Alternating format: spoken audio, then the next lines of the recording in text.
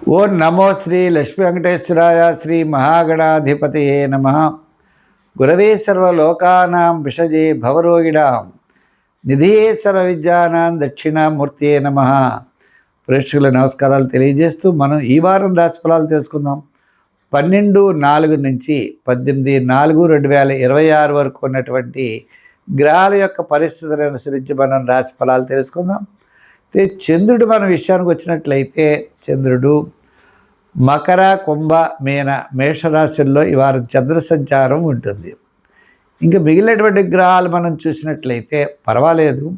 అయితే మిథున రాశిలో గురుడు, సింహరాశిలో కేతువు, మీనరాశిలో మనకి శని, కుంభరాశిలో రాహు. ఈ విధంగా గ్రహాల యొక్క సంచారాన్ని బట్టి మనం చూసినట్లయితే ఈ వారం రాశి ఫలాలు బాగానే ఉంటాయి.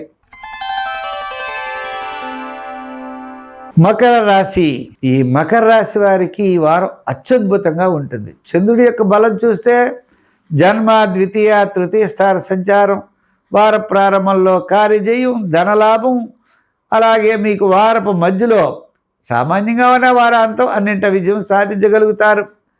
తృతీయ శని, అలాగే కుజుడి యొక్క బలం, రవి యొక్క బలం, బుధుడి యొక్క బలం, ఇలా గ్రహాల యొక్క బలం అనుకూలంగా ఉండడం ద్వారా ఈ యొక్క మకర రాశి వారికి అత్యంత అనుభవం, అత్యంత ప్రీతికరమైన వారం అన్నట్లుగా ముఖ్యమైన వ్యవహారాలు లాభిస్తాయి. మరి ఇక్కడ గురుడు ఇప్పుడు 6వ స్థానంలో ఉన్నాడు.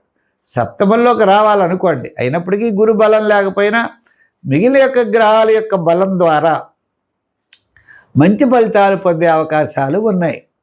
ఉదాహరణకి ఒక వ్యక్తి అంటాడు, మీరింత బాగుందన్నారు, నాకు బాగోలేదండి అనేవాళ్ళు కూడా ఉంటారు. వాళ్ళు వ్యక్తిగత జాతకాలు తేడా ఉండొచ్చు. ఆ జాతకాల్లో బలం లేనప్పుడు మనం ఎక్కడ మార్చగలం? జాతకం అన్నది రాశి ఫలం బట్టి, గోచారాన్ని బట్టి ఒకటి, జాతక బలాలను బట్టి ఒకటి ఉంటుంది అనేటువంటి విషయాన్ని కూడా గ్రహించాలి మనం చెప్పేటువంటి విధానంలో. అంచేత ఈ మకర రాశి వారికి ఈ వారం తప్పనిసరిగా అనుకూలంగా ఉన్నది.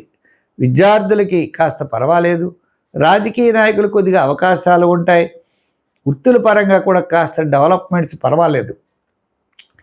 ఇంకా వ్యాపార పరంగా చూసినట్లయితే ఎలక్ట్రానిక్స్ వారికి బాగుంది. అలాగే లోహ, యంత్ర, వాహన వారికి, వస్త్ర, అపర, ధాన్య వారికి, రియల్ ఎస్టేట్ వారికి, షేర్స్ వారికి పర్వాలేదు. ఈ విధంగా గ్రహాల యొక్క బలాలను బట్టి ఆర్థిక ప్రోత్సాహం వార ప్రారంభం, వారాంతం ఉన్నది. గత 4 వారాల కంటే ఈ వారం ఈ మకర రాశి వారికి ప్రోత్సాహకరంగా ఉంది అనేటువంటి విషయాన్ని తెలుసుకుంటూ మనం ముందుకి వెళ్ళాలి. సంఖ్యల్లో 6 వాడాలి. కలర్స్లో లైట్ బ్లూ కానీ గ్రీన్ కానీ వాడండి. ఆరాధన దగ్గరికి వచ్చేటప్పటికి ఏ స్వామిని ఆరాధిస్తే బాగుంటుంది అంటే శివయ్యను పూజించాలి. ఓం నమ శివాయ అనే పంచాక్షరి మంత్రాన్ని చెప్పుకుని సాయంకాలం వేళ శివ దర్శనం చేయాలి. సాయంకాలం ఎందుకు చేయాలట? ఆయన వృషభ వాహనుడై సాయంకాలం ఆయన తిరుగుతూ ఉంటాడట.